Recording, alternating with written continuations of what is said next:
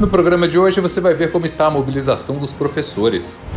Vai comemorar o aniversário de Paulo Freire. E vai conhecer o Museu do Livro Esquecido. Confira! Na sexta-feira, dia 13 de setembro, a APUESP realizou mais uma reunião do CR, o Conselho Estadual de Representantes. O evento, mais uma vez, ocorreu na sede da Academia Paulista de Letras, na capital paulista. Mais uma vez mostrando a nossa indignação, a nossa insatisfação, como o governo do estado de São Paulo tem tratado os professores, tem tratado a educação. E em especial, lembrando que nós já foi aprovado na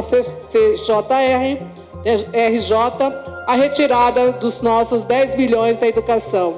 Infelizmente, a educação do estado de São Paulo perde mais uma vez. No final, o diretor Roberto Guido resumiu as principais decisões do Conselho. Sem dúvida nenhuma, é a manutenção da mobilização contra o corte de verbas da educação, né? E também contra o projeto privatista do governo Tarcísio, de escolas públicas, né? É óbvio que isso se soma, né? Porque é a pauta que está colocada no semestre, mas isso se soma às questões históricas, que é a questão do categoria O, né? A diminuição de professores categoria O e o aumento de professores efetivos, né? E acho que foi um balanço positivo que foi feito aqui nesse conselho, da nossa participação na escolha dos 15 mil professores que tornaram-se efetivos agora, né, nesse último mês, né, no concurso, mas os 15 mil ainda é completamente insuficiente para o volume que nós precisamos. Então é uma luta permanente. O diretor da APUESP também destacou a importância das eleições municipais para a categoria. O calendário também atenta para o fato que as eleições municipais elas são estratégicas para os professores, né?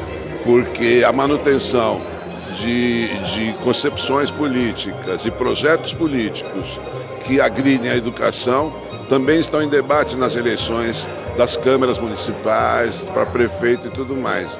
Então nós vamos, como sempre, né, não que o sindicato tenha uma posição partidária, mas tem posição política, né? Por isso o engajamento também da nossa militância, dos professores e professoras, para que os projetos políticos de educação principalmente, que sejam eleitos, sejam mais favoráveis a nós. No mesmo dia, a APUESP realizou um ato na Praça da República em frente à Secretaria de Educação. Porque a APUESP, ela está na resistência aonde precisa. Então nós estamos na Justiça, nós estamos no Parlamento, mas nós nunca deixamos de fazer a nossa luta na rua, mobilizando, chamando não só os professores, mas a comunidade escolar para defender a educação. Nós tivemos um primeiro semestre de resistências gigantescas para defender a escola pública, a valorização dessa profissão tão importante.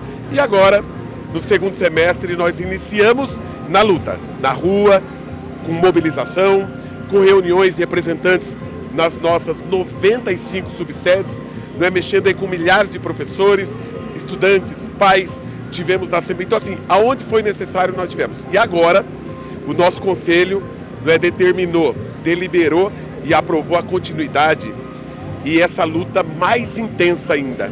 Porque o governo Tarcísio, secretário Feder, quer ainda nesse segundo semestre reduzir as verbas da educação. E é importante que a população saiba, não ouviu errado, quer reduzir 10 bilhões da educação pública do estado de São Paulo e quer privatizar nossa educação ainda esse ano. Então nós faremos a resistência necessária, nós paralisaremos essa rede para impedir a privatização, que a nossa escola é o nosso patrimônio. Ele é o patrimônio da comunidade, do pai, da mãe, do estudante e do profissional da educação. O Tarcísio quer vender o nosso patrimônio. E é importante que a população saiba, toda essa luta é para ela. É para a gente manter a escola pública, de acolhimento, inclusiva e com profissionais valorizados. Nós vamos lutar pela ativa e pelo aposentado. Nós vamos lutar pelo professor contratado para que não tenha desemprego e pelo professor efetivo para que tenha condições de trabalho. Todos têm que ter condição de trabalho. Vamos lutar para todos. Nós vamos lutar pelo estável que está na rede, mas nós vamos lutar pelo e junto com os estudantes, pais e alunos. A nossa escola será sempre pública, porque ela é nossa. Nesta semana comemoramos o aniversário de Paulo Freire, que nasceu no dia 19 de setembro de 1921 em Recife. Paulo Freire, patrono da educação brasileira, é o pensador brasileiro mais conhecido no exterior. Seu clássico, Pedagogia do Oprimido, é o terceiro livro mais citado em ciências sociais nas principais universidades de todo o mundo. Mais do que dar respostas prontas, sua atitude foi sempre a de questionar o papel da educação. Nós fazemos um discurso em favor da maior abertura da escola, da democratização da escola, da superação do elitismo, do autoritarismo da escola. Portanto, fazemos um discurso tido como teórico em favor da maior abertura da escola. Mas, na prática, nós continuamos autoritários. Então, o que acontece é o seguinte, é que há uma inconsistência entre o que dizemos e o que fazemos. E como é o que fazemos e não o que dizemos, que testemunha, que fala de nós. Porque quem fala de mim não é o discurso sobre não é o discurso que eu faço sobre coisas, mas é a coisa que eu faço através da minha ação, da minha prática. O que eu faço é que fala de mim, não o que eu falo. Paulo Freire nasceu há 103 anos. Suas ideias continuam sendo inspiradoras para todo professor e professora que trabalhe com educação pública. Com gratuidade até novembro, o Museu do Livro Esquecido é nova opção cultural na cidade de São Paulo. Um espaço ideal para quem deseja explorar a história do livro impresso, além de ser uma oportunidade para conhecer obras raras, não tão conhecidas. O museu está estabelecido numa casa histórica, casa de 1924, foi construída pelo arquiteto Felisberto Ranzini para ser a própria residência dele e da família. Ele morou aqui até os 95 anos de idade, falecendo em 1976. Depois a casa foi a morada do neto dele, que morou aqui por muitos anos, até 2006, quando foi vendida para um grupo de sócios, que tornou aqui a Casa Ranzini. Já era um centro cultural, só que esporádico, não abria sempre. Funcionou até 2021. Em 2021, um novo grupo adquiriu a casa justamente para restaurá-la e também estabelecer o Museu do Livro Esquecido, que está abrindo as portas nesse ano. A ideia do nome é justamente despertar a curiosidade de quem visita o museu, de quem vê esse nome, para os vários sentidos que esquecido pode ter. Um deles é lembrar que o livro é um objeto físico, tem uma história e a gente realmente esquece, pode esquecer o livro em casa, no ônibus, no metrô. Além disso, tem o sentido de resgatar autores e autoras que não são tão lembrados. Por exemplo, as 3 autoras que hoje estão na exposição inaugural, Solidão e a Escrita Pioneiras. A primeira é a Carolina Maria de Jesus. Eu falo sobre a relação dela com a escrita, que era muito intensa. Ela encontrou na escrita uma maneira de aliviar a sensação de solidão e deslocamento no cotidiano, soube explorar o potencial curativo da escrita. Aqui nessa sala eu falo sobre a Teresa Margarida da Silva Horta, primeira escritora de um romance em língua portuguesa. Ela não é muito conhecida, apesar de ter nascido em São Paulo.